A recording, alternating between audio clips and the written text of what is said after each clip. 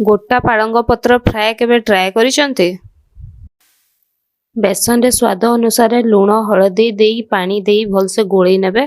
सेइथिरे गोटा पालंग पत्र को भलसे बेसन लगेई किना डीप फ्राए करि देबे तेल रे। ट्राए करिबे बहुत ही टेस्टी लागे। ओ प्रिया प्रिया तो पाई भल लागे दुनिया।